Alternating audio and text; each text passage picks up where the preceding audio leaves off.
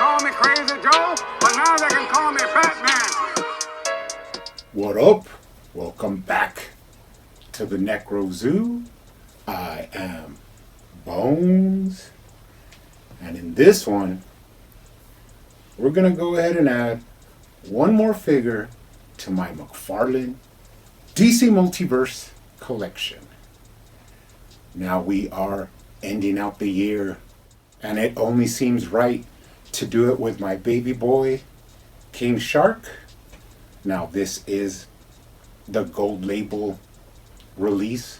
It was supposed to be bloody, but we do get our appendages and a couple of other accessories. Now I did go ahead and open this guy up because I did procure another one of these. Recently they had gone back up on Walmart.com, so I ordered myself another one to keep in my unopened McFarlane DC Multiverse collection. Now he is from the Suicide Squad film. I was very surprised and pleased with the film. King Shark, I really felt, as anybody who knows me knows, that the Great White is my spirit animal. So he really spoke to me. Loved his portrayal in the film, and it's pretty cool to have him in action figure form. He does look very hungry in the packaging, but first he does come with your standard black DC Multiverse stand. Not really needed, but sometimes it's useful. He also comes with his own foil data file card. On the front you have an image there of King Shark, and on the back you do have some information. Pretty awesome that he was voiced by Stallone in the film. I am a big Stallone fan, and he just gave like an extra little bit of soul to the character, which was pretty awesome. He does also come with this gold card holder. It has the DC emblem right on front, and you can slide the card in there if you would like. He does come with one arm, pretty much ripped off of some sad, lonely soldier's body, and it's num-num for him. And then you also get a leg. Pretty cool that the boot has tread. Pretty nice military style boot there. And then of course you have the horrible dismemberment of the upper leg. For the pleasure of my boy here.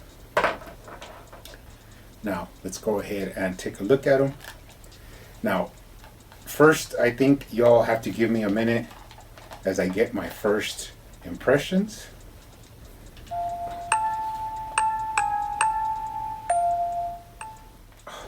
Such a precious boy. Now let's take a look at him. He does look pretty hefty. They did go with a different image than King Shark usually has, but it was for the film, so this is just a different interpretation of him. You can always go back to the comic book King Shark or stick with this lovable version. Now taking a look at the head, he does have some great articulation. Besides the resemblance that they did capture from the film, who says that they can't make heads that look exactly like the like the film? Because for me, this is spot on. Has those black eyes, like a doll's eyes. And let's check out his articulation. What's cool is that he also has his little sensor pits that he has on the tip under his snout, which are accurate to the sharks, Carcarians. Now, he can look up. He can look down. He can move his head a little bit to the left and a little bit to the right. But he can also swivel his head inside the pit where his head sits, so that gives him an added range of motion for some character. And all in all, if you mess with him, he actually has a lot of range. And he rolls around in that little port smoothly. So it's pretty cool. Now, the mouth, I have noticed that if you push down, now you can open his mouth to display his shark teeth. Now, these do grow throughout the shark's life and they fall out, and then the ones from the back go forward. So he'll have them for the rest of his life. He can open his maw pretty widely and shows all his teeth. Now, this was supposed to be the bloody version, and one of the main parts of that was that the mouth was supposed to be like covered in red for the blood, to represent the blood. But I am going to do a repaint on him and make him more screen accurate with all the blood and you know, some little details that I want to add. So for right now, this is good enough. You can close his mouth, and he does have his gills there on the sides. Let's take a look at the arm movement. Now, he doesn't have a typical butterfly shoulder joint, but you can move his arms forward, back, lift them up a little bit past 90. And then he does have single jointed elbows. Now, the one thing that does help the range of motion here is that he has elbow swivel. And then looking at his hands, he does have a ratchet to move his hand around, and then he also has hand swivel, which adds to the articulation. But he does have the points where you could put him to where it's seamless, where you can't really see any breakups in the sculpt, and I think I prefer if he just stays like that. But if you do want to articulate him to like hold something, then you can do that. Let's take a look at his dad bod. Now, I will not shame him, but this is the bod he likes to go with. Now, he can rock from side to side, twist around.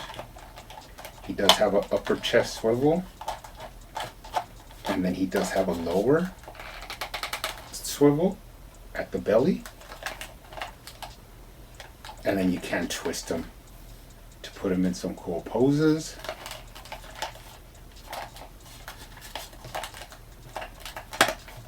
So we're all good there. Let's take a look at the legs now. Here's the shorts. These are more screen accurate.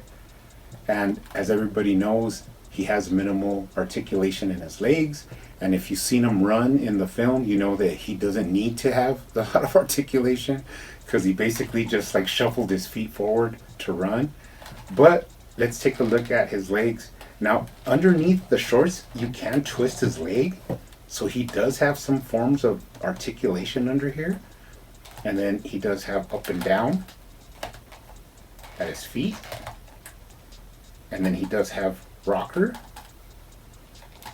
And then of course he has fin articulation. Pretty sweet for my boy. Let's take a look at him from the bottom. No tread, but he does have some identifying marks.